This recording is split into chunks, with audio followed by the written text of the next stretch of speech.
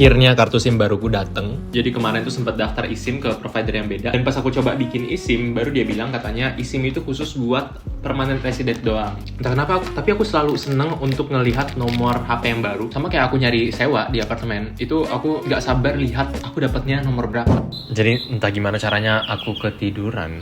Tapi emang biasa banget sih, maksudnya tiap kali ada lari yang di atas 1 jam, itu gampang banget ngantuk dan lapar di hari itu. Sekarang tuh masih jam 11.39 dan biasanya aku tuh paling gak suka tidur sebelum jam 12. Cuma entah kenapa pagi ini ngantuk banget dan lapar banget. Tapi makanya kalau kita suka lari, kita tuh gak bisa makan atau memperlakukan tubuh kayak gimana orang biasanya. Tahun 2023 itu aku masih ada di persimpangan antara bingung sebenarnya aku ini siapa, sukanya apa. Jadinya aku lari tapi mencoba memperlakukan badanku kayak badan orang yang biasa. Jadi misalnya makannya dijaga banget kalorinya biar nggak lewat angka tertentu. Terus ngitung-ngitung banget sama karbohidrat. Waktu itu misalnya aku ada aturan nggak makan nasi gitu. Cuma aku sadar kayak tiap orang tuh punya jalannya masing-masing. Dan makanya nggak bisa terlalu ngelihat orang lain tuh lagi apa. Aku coba makan kayak orang lain, yang ada aku malah lebih banyak capeknya, merasa nggak ada energi, dan lariku juga jadi suffering atau menderita gara-gara itu. Cuma aku rasa pola pikir ini nggak hanya berlaku di lari doang jadinya. Banyak banget hal di hidup ini yang kita harus fokus ke perjalanan sendiri,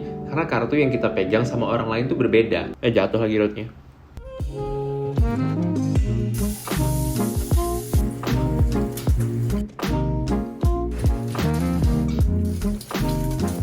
Ini dia makan siangnya, ada telur dikasih keju di atasnya, terus saus. Dan ada juga soba. Soba itu kayak mie tepungnya Jepang. Sejauh ini karena nasi masih mahal, aku biasanya karbohidratnya pakai mie-mian gini dulu. Nah, soba tuh datangnya kayak gini bentukannya, ikat-ikatan gitu.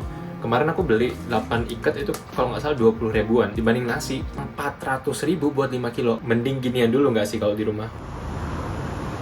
Sebenarnya ini tuh salah satu hari dimana aku males banget buat keluar. Tapi kalau misalnya di rumah aja tuh ada rasa bersalah karena sayang banget ada matahari, tapi aku cuma goler-goler di kasur doang. Ingat, step pertama adalah melakukan hal yang paling mudah yang bisa dilakukan, yaitu ganti baju. Aku udah ganti dari singlet bapak-bapak ke kaos lengan panjang ini. Terus juga ada topi kakek-kakek yang kutemui waktu pertukaran pelajar kemarin. Dan ini bagus banget untuk hari-hari dimana rambutku terlalu kering dan risih, colok-colok mata. Stay tuned. No. Aku cuma punya kayak 3 pasang celana dan kayaknya hari ini aku lagi mood yang ini. Nah, celana ini tuh sebenarnya aku dapat dari women's sectionnya Uniqlo. Itu aku emang sengaja nyari yang agak nge-flare dikit di bawahnya, dan di men's section itu nggak ketemu. Jadi waktu di Uniqlo aku minta aja tolong potongin sampai sekitar segitu. Dan ini jadi salah satu celana stapleku sampai sekarang. Lucu banget sih karena beberapa orang tuh bilang sejak aku balik dari exchange itu sekarang gayaku kayak skena. Apanya yang skena?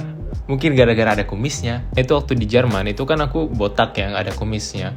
Cuma selama di sana karena orang kulit putih dan banyak orang keturunan di sana juga ada genetika brewoknya. Itu pas aku clean shaven kayak botak gitu aja dibilang baby face. Di Indonesia dibilang om-om, sampai sana dibilang baby face. Mekanisme adaptasinya adalah numbuhin kumis sendiri. Dan ternyata sampai sekarang cocok-cocok aja. Mungkin udah sesuai umur juga kali ya.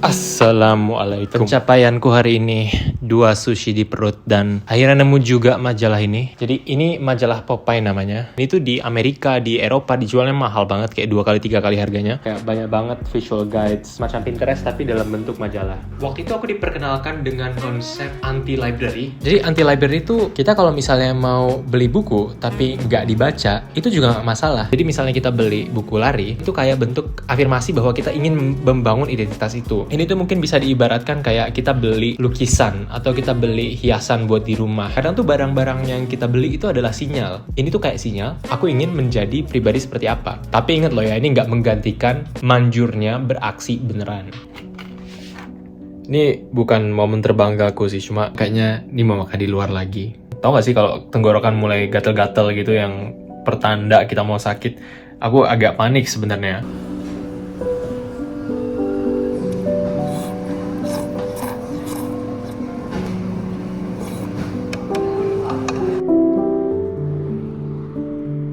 Ini sebenarnya aku mau beli pisau sih.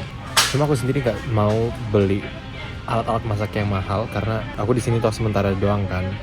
Terakhir kali tuh aku beli alas kayu gini, ya harus dijual lagi atau dibuang atau diapain kayak. Karena nggak mungkin tiap kali aku pindah-pindah tempat dibawa mulu barang-barang masaknya.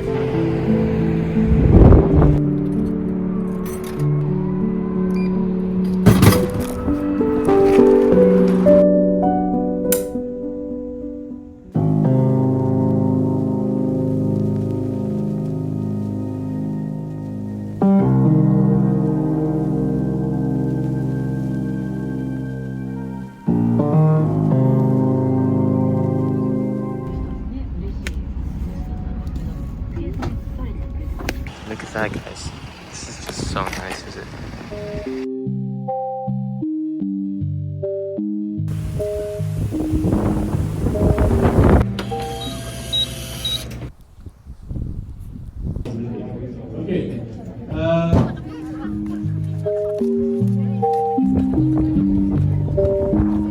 Tadi aku di kampus tuh ngelihat teman-temanku pada makan es krim. Jadi aku di jalan pulang sekalian beli es krim. Dan kebetulan di sini tertulis es krimnya punya 34,7 gram karbohidrat. Dan karena aku lagi butuh karbohidrat instan juga buat lari, aku rasa cravingnya datang di waktu yang tepat. Tapi lihat, ini bener-bener satisfying banget. Kurang lebih ini plan lariku di minggu ini. Setelah 2 minggu mencoba untuk ngebangun kembali mileage-nya, aku merasa mulai ada efek capeknya dan pegel-pegelnya. Jadi aku harus super hati-hati. Karena kalau misalnya kita naikin mileage-nya terlalu cepat, itu berpotensi untuk menyebabkan cedera. Dan syukurnya sampai sekarang, 4 tahun lari, aku sangat-sangat sabar dengan peningkatan kecepatan dan juga peningkatan jarak. Jadi belum ada cedera yang gimana-gimana. Kemarin aku geser-geser plan larinya sedikit, dan makanya sekarang jadi punya 5 agenda lari beruntun. Aku sendiri ngerasa bahwa aku akan baik-baik aja selama emang ngedengerin tubuhku.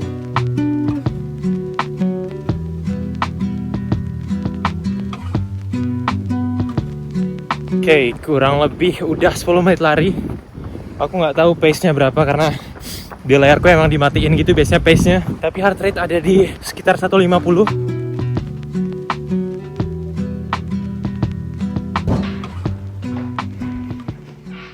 Tadi selesai kurang lebih 8,2 kilo totalnya. Entah kenapa aku merasa terbang hari ini. Bahkan tadi tuh ada bagian segmen di mana paceku itu sampai pace 5 untuk easy run. Jadi untuk bisa ngerasain di situ luar biasa, kayak oh ternyata kita lagi improve ya. Jadi aku udah 3 tahun kayaknya pakai metode low heart rate training. Dulu tuh waktu pertama kali lari paceku 8 menit 30 detik. Jadi sekarang udah sampai 6 menit 30 detik tuh aku seneng banget. Heart rate bisa lihat di sini sangat-sangat stabil. Rata-ratanya 150 beats per minute. Makanya sebenarnya musuhnya itu yang harus ditaklukkan tuh 15 menit pertama, walaupun jaraknya 7 kilo, 8 kilo, 10 kilo. Biasanya aku kalau sampai situ masih nggak membaik, aku boleh pulang. Tapi 90% dari waktunya setelah menit ke-15 semuanya jadi membaik, dan aku jadi pulang berbangga karena aku udah menyelesaikan agenda larinya.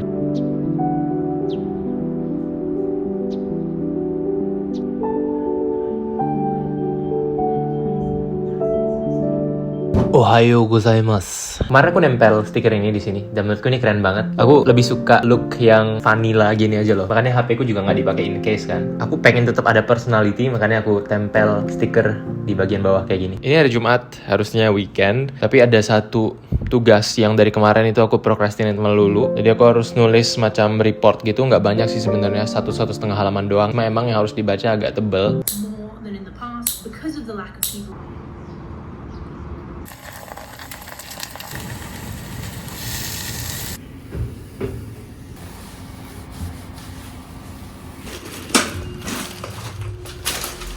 Entah kenapa ini rasanya kayak aku udah ngerjain semuanya kecuali tugasnya. Jadi action planku kayak gini. Ini tuh ada case yang banyak banget, ada beberapa halaman. Cuma biasanya tuh kalau dikasih tugas yang paper atau yang case analysis itu nggak harus semuanya dibaca dari kata pertama sampai kata terakhir. Coba cari pertanyaan-pertanyaan besar dari sini apa, nge-skim judul-judul besarnya, dan itu yang bakal aku lakukan sebagai stage pertama. Nah ini kan aku udah nemu kurang lebih apa-apa aja yang dibutuhin. Next stepnya adalah aku nulis poin-poin apa yang mau aku jadiin jawabanku. Jadi walaupun diminta untuk nulis paper, aku nggak harus langsung nulis semua kata-katanya.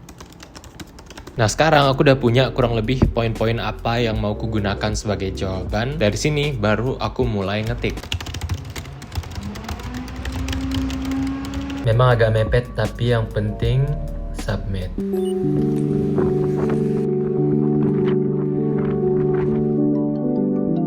Udah makan belum? Udah ya. Tadi aku mau ajak Pakistan curry sebenarnya. Iya sih, kalau sekarang mungkin masih agak-agak kenyang sih. Oke, udah ntar aja kalau jadi aku kabarin lagi. Halo Biu, mau ke Pakistan curry? Kenyang sih kayaknya. Kenyang juga. Sip, thank you Biu. Iya, iya. Thank you Kak Zaid.